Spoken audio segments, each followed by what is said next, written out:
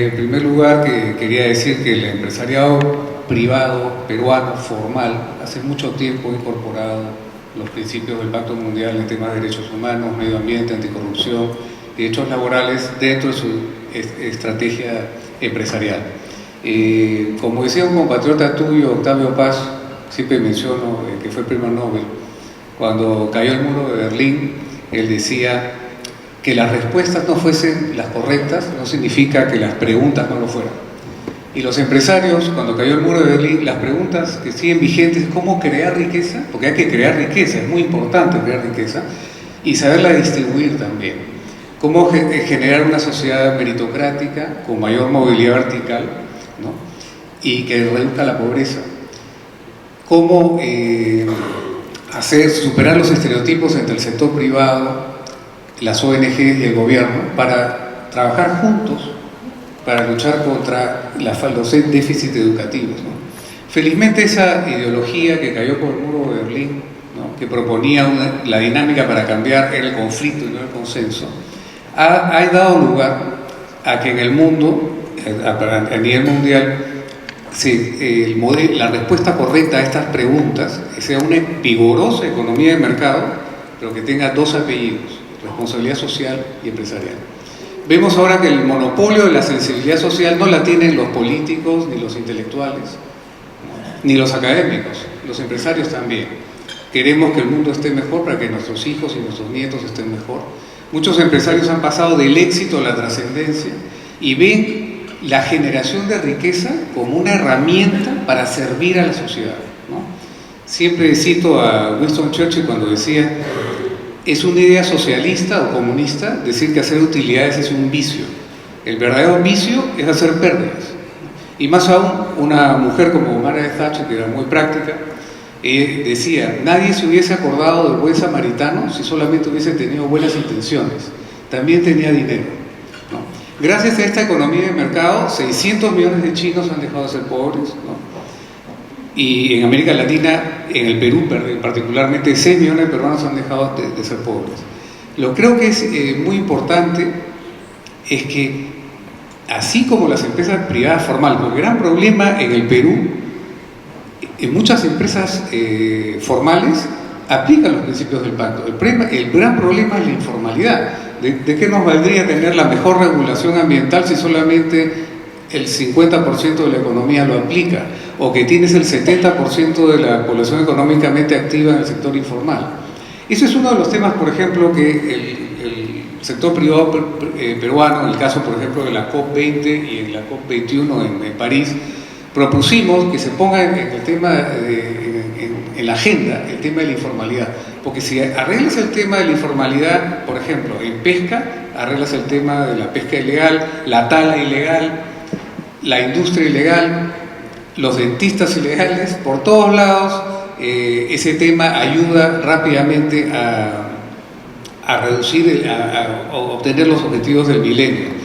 Hay una serie de iniciativas, sobre todo esta creación de confianza entre el sector privado, el ONG y el Estado, pero para dar una idea, de las Fortune 500, el 98% de ellas presenta reportes de sostenibilidad, ya sea el GRI, el SA8000 o los reportes del Pacto Mundial.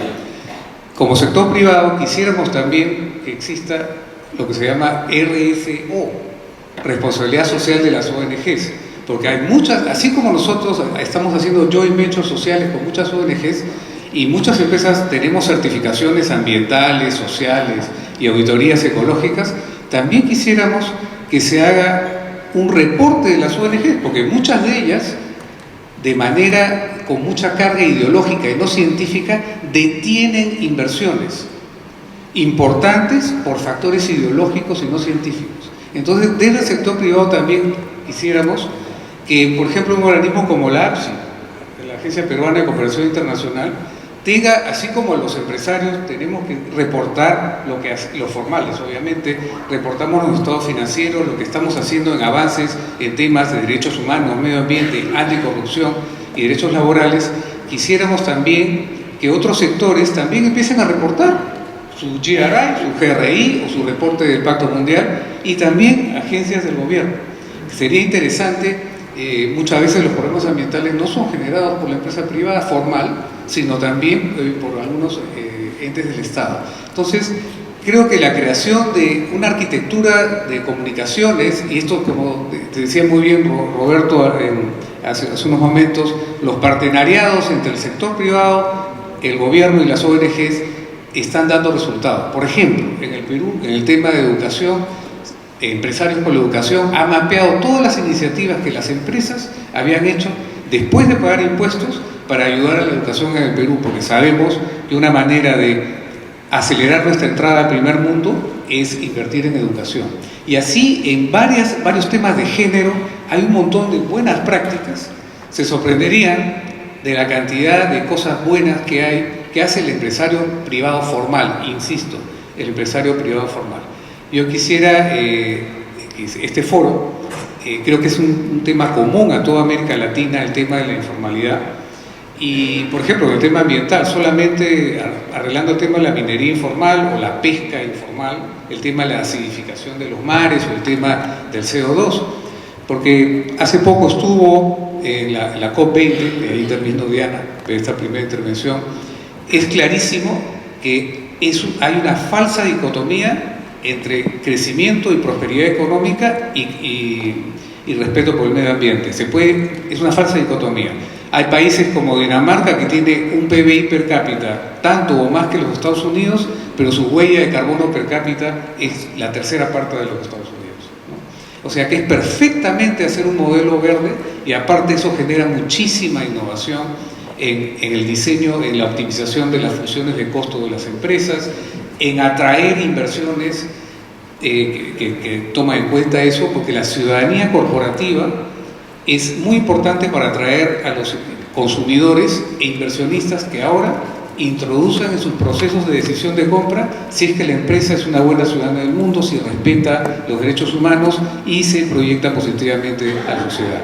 En definitiva, el empresario privado formal quiere generar utilidad para servir a la sociedad y lograr que por su presencia, la presencia de las empresas haga que la sociedad esté mejor.